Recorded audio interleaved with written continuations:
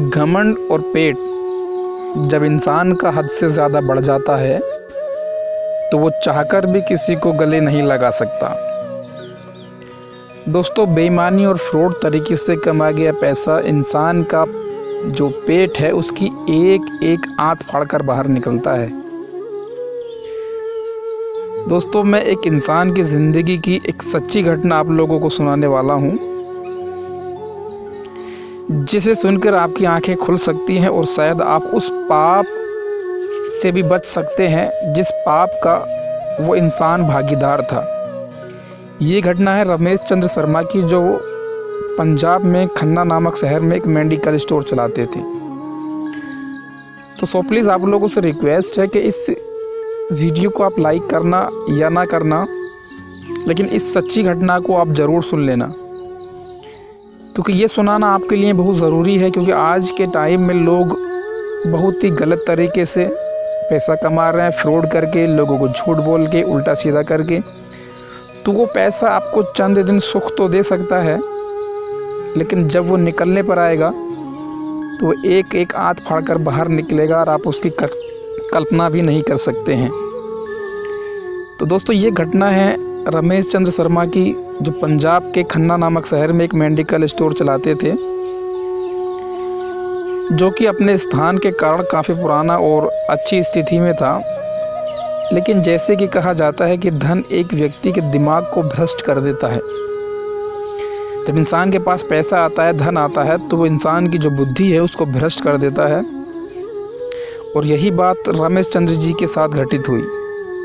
उनका कहना है कि रमेश जी बताते हैं कि मेरा मेडिकल स्टोर बहुत अच्छी तरह से चल रहा था और मेरी आर्थिक स्थिति बहुत ही अच्छी थी, और मैंने उस अपनी कमाई से, मेडिकल स्टोर से जो मैंने कमाया था, उससे मैंने कुछ प्लॉट खरीदे और कुछ ज़मीन खरीदी, और मेडिकल स्टोर के साथ साथ जो मैंने क्लिनिकल लैबोरेटरी भी खरीदी। लेकिन दोस्तों, यहाँ पर मैं झूठ नहीं बोलूँगा, मैं एक बहुत ही लालची किस्म का आदमी था, क्योंकि मेडिकल फील्ड में दोगुनी नहीं बल्कि कई गुना इनकम होती है। जो लोग मेडिकल लाइन से जुड़े हुए होंगे उनको मालूम होगा, क्योंकि मैं मेडिकल लाइन से जुड़ा हुआ हूँ, तो मुझे मालूम है कि मेडिकल लाइन में दोगुनी नहीं कई गुना ज़्यादा इनकम होती है। शायद ज़्यादातर लोग इसके बारे में जानते भी होंगे कि मेडिकल प्रोफेशन में 10 रुपये में आने वाली जो दवा है वो आराम से 70-80 रुपये में बिक जाती है। यानी कि 10 रुपये की कोई भी दवा जो है वो 70-80 रुपये में चली जाती है, जो जेनरिक में होती है। उनका कहना है कि लेकिन अगर कोई मुझसे कभी 2 रुपये भी कम करने को कहता था तो मैं ग्राहक को साफ तौर पे इनकार कर देता था, मना कर देता, और उसको मैं वापस कर देता था। उनका कहना है कि 2008 में लगभग गर्मी के दिनों में एक बूढ़ा व्यक्ति उनके मेडिकल स्टोर पर आया और उसने मुझे डॉक्टर की पर्ची दी। मैंने उस पर्ची में से दवा पढ़ी और उसको निकाला। दवा का जो बिल था वो लगभग 560 रुपये बना। लेकिन बूढ़ा सोच रहा था कि उसने अपनी सारी जेब खाली कर दी, लेकिन उसके पास जो थे मात्र 180 रुपये ही निकल पाए। उनका कहना था रमेश चंद्रमा की, मैं उस समय बहुत गुस्से में था, क्योंकि मुझे काफ़ी समय लग गया था उस बूढ़े की दवा निकालने में अपने मेडिकल स्टोर से, और जब मैंने देखा कि उसके पास पर्याप्त पैसे नहीं हैं तो मुझे बहुत गुस्सा आया। और वो बूढ़ा जो था दवा लेने से मना भी नहीं कर रहा था, शायद उसे दवा की सख्त ज़रूरत थी। फिर भी इस बूढ़े व्यक्ति ने कहा मुझसे कि मेरी मदद करो, मेरे पास पैसे नहीं हैं, और मेरी जो पत्नी है वो हॉस्पिटल में बीमार है, और मेरे जो बच्चे हैं वो मुझे छोड़ चुके हैं, मुझसे बात नहीं करते हैं, मुझे अलग कर दिए हैं, और मैं अपनी पत्नी को वृद्धा आश्रम में अपनी आंखों के सामने मरते हुए नहीं देख सकता हूँ, इसलिए आप मेरी मदद कीजिए। वो बूढ़ा इंसान मेडिकल पे मुझसे खड़ा हुआ ये गिड़गिड़ा रहा था, रिक्वेस्ट कर रहा था, लेकिन मैंने उस समय उस बूढ़े व्यक्ति की बात नहीं सुनी और उससे दवा वापस ले ली और कहा कि आप जाइए, आपको इतने रुपए में दवा नहीं मिलेगी।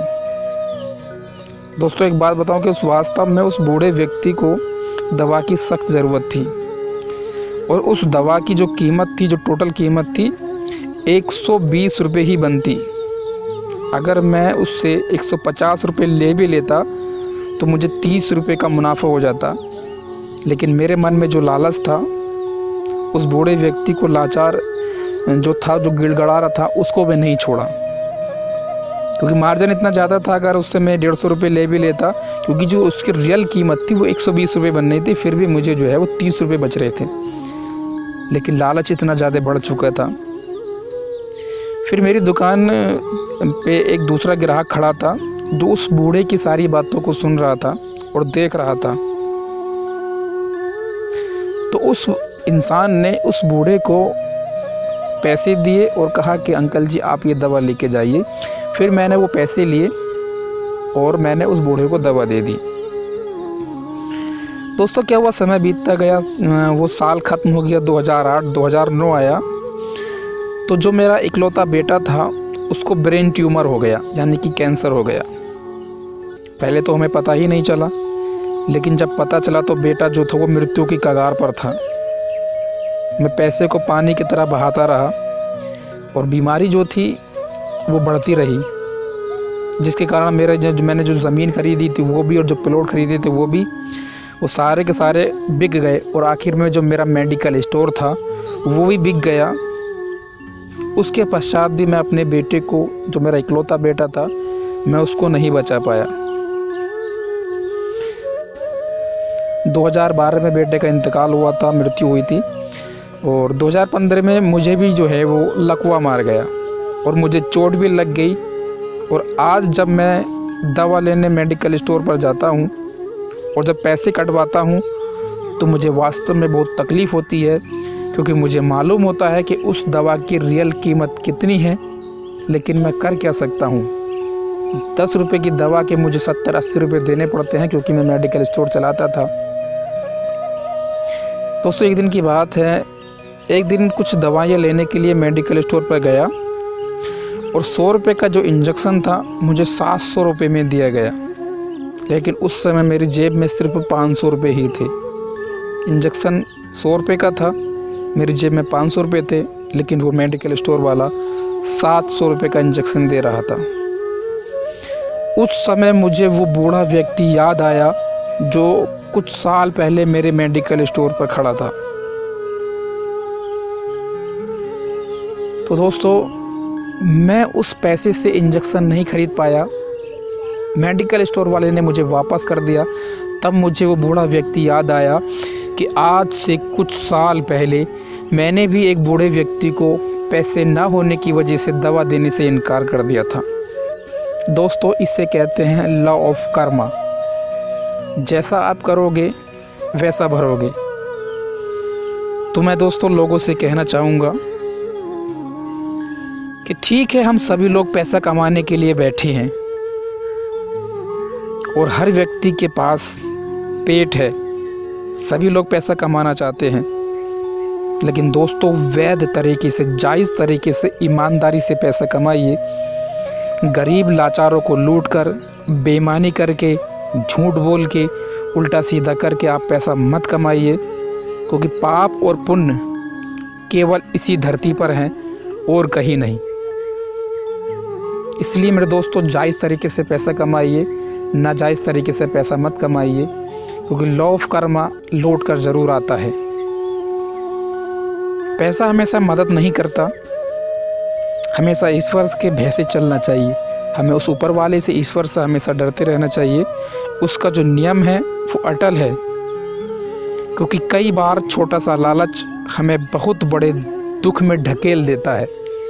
मैं मानता हूँ कि आज आपने नाजायज़ तरीके से, गलत तरीके से पैसा कमा लिया, लेकिन काश उसका बदला आप इतने गलत तरीके से दें, उसका जो बदला है आपको चुकाना पड़े लॉ ऑफ कर्मा से, तो उस दिन आपको बहुत तकलीफ़ होगी। तो दोस्तों मैं उम्मीद करता हूँ कि वीडियो आपको अच्छा लगा होगा और ये रमेश चंद्र शर्मा की जो सच्ची घटना थी ये आपको ज़रूर प्रेरित करेगी और आप बहुत सारी गलत बातों से, गलत तरीके से जो पैसा कमा रहे हैं उससे आप बच सकते हैं। अगर ये सारी बातें आपको अच्छी लगी, अगर पसंद आई हैं तो आप लाइक कर सकते हैं और अपने दोस्तों के साथ में शेयर कर सकते हैं। मिलते हैं नेक्स्ट वीडियो में, तब तक के लिए जय हिंद, जय भारत।